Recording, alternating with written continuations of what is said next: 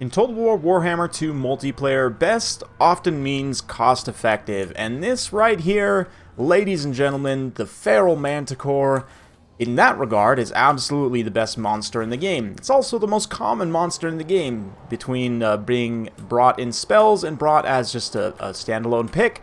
It's in almost every roster, in every faction, just about, except for a handful. But yeah, today we've gone up against Beastmen, myself, against Deadly Bunnies here. I've got a Chaos Sorcerer, Lord of Fire. These two Manticores immediately sweeping in with Hounds and Marauder support to get on these Centaurs with throwing axes that had been vanguarded up. We've got a few Chaff units here, some Ungor Spears, plenty of Ungor Raiders, Razor Gores, kind of a little bit of a, almost like a kite build here. Kazrak on a Chariot with the Brave Shaman, Lord of Shadows for some quick hit and run damage for myself. I've got two Shielded Chosen, three Marauders, two Halberd Warriors, and a bunch of Horsemen with Javelins, and of course, the two Manticores. So yeah, Manticore's only 800 points. What do you get for that? Well, their stats are pretty decent. I mean, they're not amazing by any means. 445 weapon strength is okay. 40 attack, 34 defense isn't great, but 50 charge, not too bad.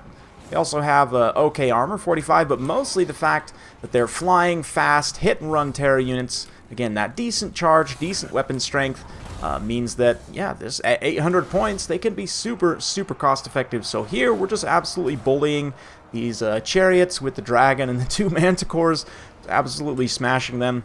Oftentimes in single entity combat, if you outnumber your opponent, you're more likely to win, kind of irregardless of the quality. I mean, up to a certain point, like two casters on foot are never going to beat, I don't know, Mazda Mundi, maybe. This is depending on, you know, if they're just standard non-combat casters. But in regards to most single-entity combat, like even just throwing in a nice cheap 800 cost Manticore, for example, can help you win some combats pretty decisively here. Kazrak gonna get stuck. We get a nice breath attack. I was hoping we could hit multiple units of those Ungor Raiders, but unfortunately we did not. The Halberds are holding up just fine. Chosen are holding up just fine. My backline is kind of being a little bit pressured here, though. We've got these Hounds who are just kind of here. I mean, I could go after these throwing axes, as one of those Marauders is way out in the distance, but a Penumbral Pendulum there, just missed it. Came in, did some okay damage to these units. Thankfully, the Chosen with their armor aren't going to take quite so much. Nice Cascading Fire Cloak to proc a Kindle Flame, also up to 69 melee defense, very nice on the Sorcerer Lord there. The Manticores, against kind of these lower tier units like Ungor Raiders, they will be able to tear out them quite quickly. I mean, granted, Ungor Raiders are not pushovers in terms of skirmishers. They actually do have 25 attack, 26 weapon strength, 18 defense. Not bad at all for a low tier skirmisher in melee, especially given there's 90 unit models there.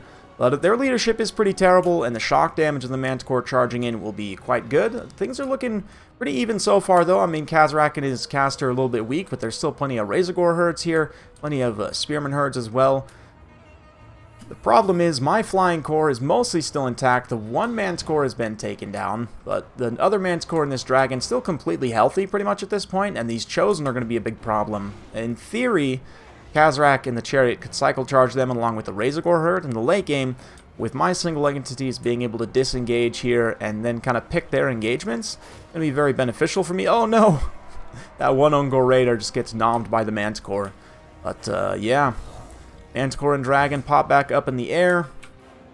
No Manticore summons for the Beastmen. It's interesting that out of all the factions in the game, Beastmen seems like they would be the most likely to actually like take a Feral Manticore as a unit, but yet they don't even have the option to. So I'm really hoping if we get a Beastman rework before Game 3, or I guess after Game 3, really hoping before Game 3, but please, please CA, add the Feral Manticore to Beastman. It's really dumb that they don't have it in my opinion. Like, it's very silly. Anyway, the caster does miscast there, but you can see how the Manticore, once it does get surrounded by these pretty decent weapon strength Razor Gore herds, it's not going to necessarily win outright. Like, it's not a powerhouse monster, right? It doesn't have the best stats of any monster, but it's one of the cheapest. It's also flying, and it does enough damage to certainly be useful, especially the fact that you can summon it. Even with the nerf to the summon, that is to say, the increase to the Winds of Magic cost, it's still very good. You can still, especially if you have like a Power Stone or other magic recharge item, and we'll look at that in just a second here. It's very good. you can get that Manticore summon. You can still get both of them in the air pretty effectively, especially if it's the first spell you cast. And if you start with enough Winds of Magic to cast early on in the battle, certainly can be beneficial. But Kazrak there, gonna eat a Fireball. He's still got that Kindle Flame active, and we're gonna try and get a cheeky breath here. I'm actually breathing the Ungor Raiders, but Kazrak runs straight into it, and with the Kindle Flame, that's enough to actually finish him off. So MLG 360 no-scope Dragon Snipe. Meanwhile, the Manticore still doing its thing out here, just working on whatever units. So yeah, very fun stuff. Let's go ahead and take a look at the replays here. Very, very well played to Deadly Bunnies. Sorry, the kill totals here. And you can see one of the Manticores, just in terms of value, didn't pay for itself from damage, but the terror routes, those quick hit-and-run terror routes, especially you know, against a faction like the Beastmen, can be very, very good. Definitely this one paid for itself with plenty of damage, and also, of course, the terror and so on.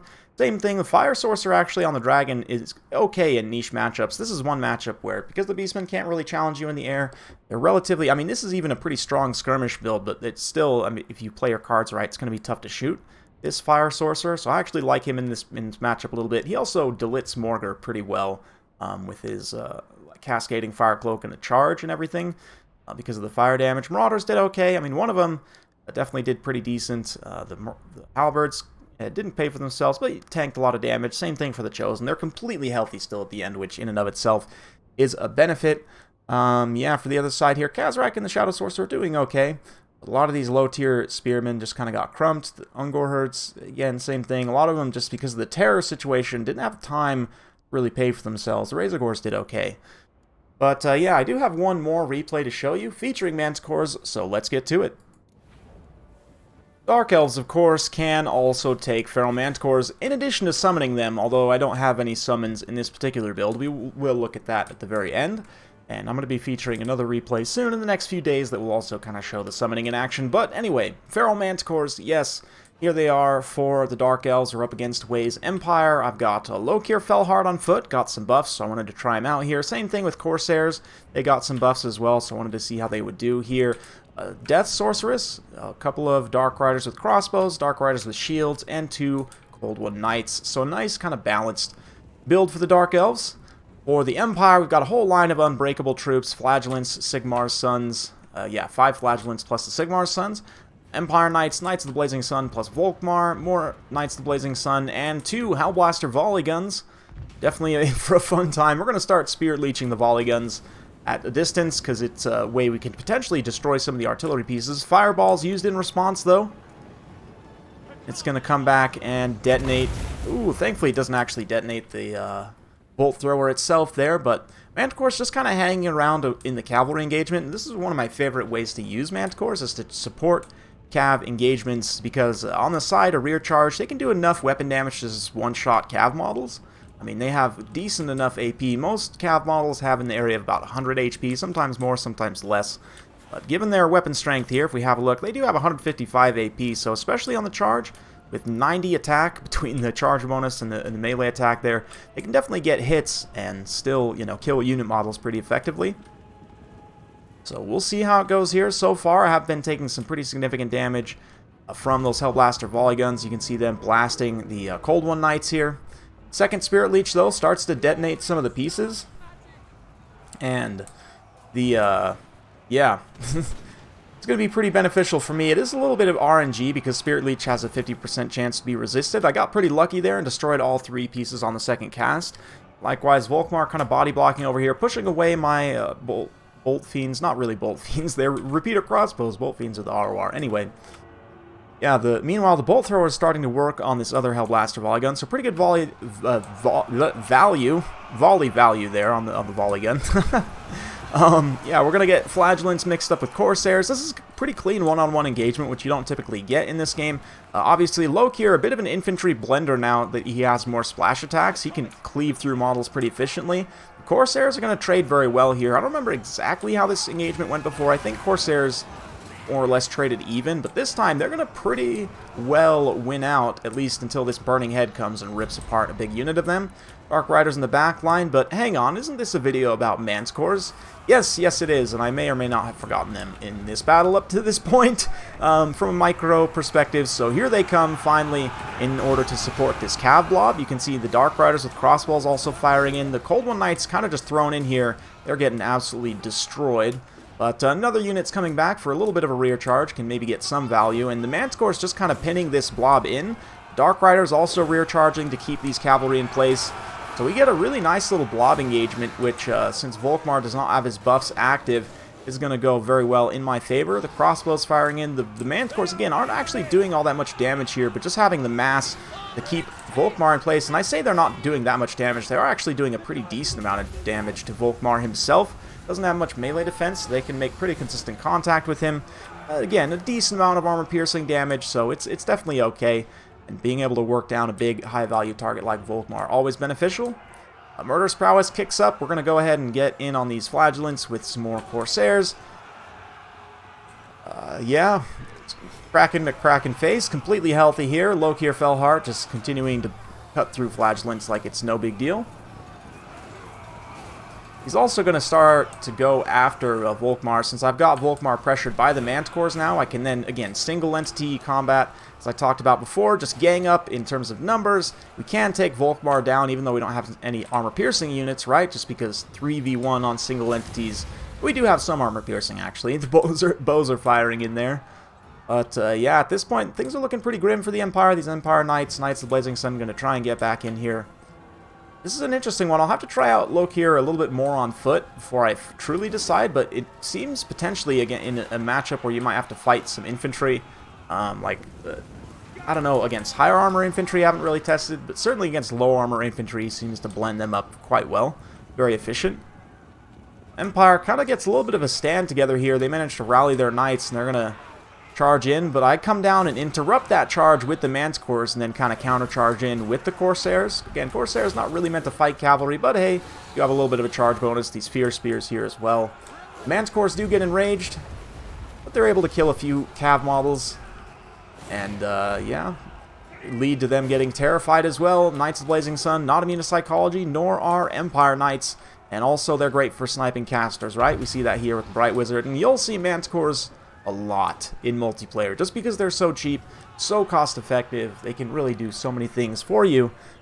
They are a mainstay of any faction that can take them either as a summon or yeah, or as a unit that you just take straight up, like in this game or the last. At this point, it's just a handful of Flagellants left. We'll go ahead and fast forward through it as they meet their fate at the hands of the Foul Corsairs. That'll be a victory. So I've said recently Dark Elves might be the weakest faction in the game. I'm still not 100% sure on that.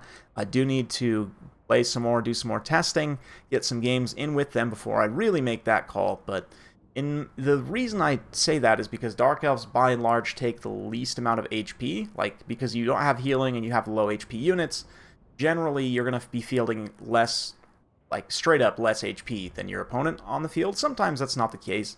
Feral Manticores are definitely kind of a solid intermediate add at the mid-tier that can give you quite a bit of benefit for not too much cost. Both of them, again, paying for themselves pretty much in terms of damage value. And, of course, the Terror, very hard to quantify real value on, but that's great. Also allowed the crossbows to definitely pay for themselves. Of course, a little bit inflated by shooting Volkmar, but definitely did a lot of damage on the Knights, too. Cold One Knight's definitely just in here to sacrifice. Yeah, Dark Riders with shields, though, one of them at least got a ton of value cleaning up some artillery crews and so on. The Corsairs all did pay for themselves fighting Flagellants. Now, granted, you do get a little bit inflated value fighting Flagellants because you do actually kill the entire unit, right? But, I mean, they all fared quite well. Lokir himself also, considering how cheap he is, he basically paid for himself, getting 65 kills, 1,000 damage value against those Flagellants. Decent stuff from the Sorceress as well. I don't think it counts her detonating the artillery pieces from Spirit Leech, unfortunately. But, yeah, fun stuff. Well played to Wei. Let's go ahead and just quickly finish up here. I didn't actually show off the summon, which I meant to, but we're going to do that another day. I have a video coming up, like I said, where I will be showing that. So, stay tuned for that. But for like Empire and Bretonia, for example, right, you don't really have a lot of monster options outside of Griffins. Being able to bring a Manticore to the field, though, does give you that extra kind of single entity power on demand. And again, because of the lore attribute of Lore of Beasts, right? Wild Heart does give you extra power reserve and recharge rate for 29 seconds, which is probably the best lore attribute in the game, in my opinion. Getting that extra magic, given that you can stack it with the Power Stone, you're going to blow 18 Winds of Magic on this first go around, but if, you know, with basically, like, if that's the first spell you cast, you still have enough power reserve and recharge rate, especially with these two abilities stacked on top, that you'll be able to get back to this second Manticore summon very quickly, even with a quote-unquote low-level caster, like a regular Damsel. Or, you know, you've also got the Amber Wizard, of course, for the Empire. Like I said, it's an option to bring a monster for a couple factions that don't really have monsters. For a lot of factions that have excellent selection of monsters, though, it's still a great add. Like, you don't even necessarily have to go double Manticore, but like a Manticore to kind of act as a hammer for the anvil of a Hydra, for example. Or, you know, in Chaos, Warriors of Chaos, you could say like, oh, lack of armor piercing damage, no big deal. I've got Big Bird here with Plague of Rust, so he can, again, kind of act as the distraction and the anchor, and then have the Manticores charge it down into combat, right? So, between, let's see, Wood Elves, Warriors of Chaos, Vampires, I guess, can't, nor can Coast and Tomb Kings. Vampires have the spell, but it summons a Vargolf, actually. Wood Elves, High Elves used to be able to. I really feel like they should change that back for multiplayer. The Eagle summon is kind of useless, but Lizardmen can, Norska can bring them as a unit, Empire can bring them as a unit, Dark Elves, so I guess it's really like just over half the factions. Beastmen, again, the fact that they can't take just the Feral Manticore by itself kind of blows me away, to be honest. Likewise, it really feels like Norska should probably get a Lore of Beasts caster, so that they can actually have access to the Manticore summons. They're kind of a monster-focused faction, right? Very bestial. So it would make sense, for me at least, to give them access to Lore of Beasts. But that's kind of a little bit of an aside. Hopefully you guys have seen this today, and in literally all the replays where you see them, Manticores can be an excellent, excellent cost-effective tool. Best monster in the game, in my opinion, purely because they are so extremely cost-effective, super cheap to bring, and just useful in a multitude of situations. So hopefully you guys enjoyed. If you do like this sort of content, be sure to like, subscribe, hit that bell notification. Every time I upload a new video, you'll be notified. Thanks again, and we'll see you next time.